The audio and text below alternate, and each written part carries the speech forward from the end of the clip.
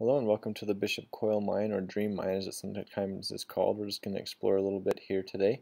Go into this mine first of all. If you look inside here, there's no veins or anything on the walls or of the rocks or anything, and there's lots of break-offs around here as well. The reason why is because they weren't looking for gold or silver in the rock or any other metals of any kind. They were looking for actual caverns. There was a gentleman by the name of Bishop Koyle, or John Koyle.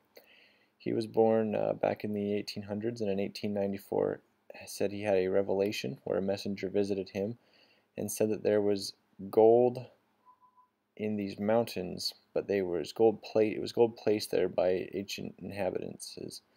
And if you were to dig in a specific spot, you would break into these open caverns and find tons and tons of gold that was placed there. Besides that, there's no gold anywhere in the rocks. There's no gold in any vein of any kind. It's just all just worthless rock, basically. But near the mine entrances, so there's about 3 or 4, is this white building that you saw a picture at the beginning here. This is the main mill. It is about 3 stories high.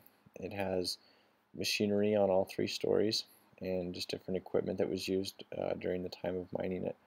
The mine was mined for about 50 years, up until Bishop Koyle passed away in 1949. It was actually still mined even after that until about 1957. Even after he passed away, people still believed that he was truly receiving these revelations, and so they invested a lot of money and time into this mine. People were even working for free to come up here and mine. In fact, that tunnel that was just visited only went in just maybe about 30 feet and broke off a couple times, but the main entrance to the mine actually goes in about 1,500 feet and breaks off into different directions. I think there's even a really high mine shaft in there as well. Essentially the mine was ceased when funds ended. People realized that, hey, there's nothing happening here, they're not finding anything. And there was also water that flooded some of the tunnels. In fact, on the top floor you can actually hear water coming out of the mountain and going into a tube, and so it's kind of interesting that that all happened. The reason why people believed him so well is because some of the predictions he made actually did come true. For example, he did predict World War I and World War II. He predicted that water would come out of the mine if they drilled in a certain spot, and it did. So he made some predictions that people were astonished by and then actually believed him. So people could actually put shares into the mine, and many people did, and these shares helped pay the miners and helped pay for the production of everything to happen. So it's a very interesting place because there's no place like it anywhere else in the world. So here's the very top of the mine here, heading up to the last portion. Those stairs just kind of take you from the bottom floor to the top floor here, and there's just kind of the electricity that was used for the mill at the time back when it was in operation.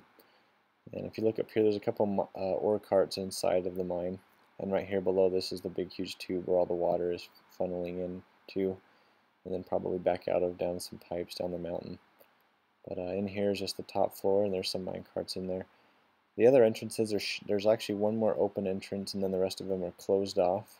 The ones that are closed off, I believe, are the main entrances into the mine.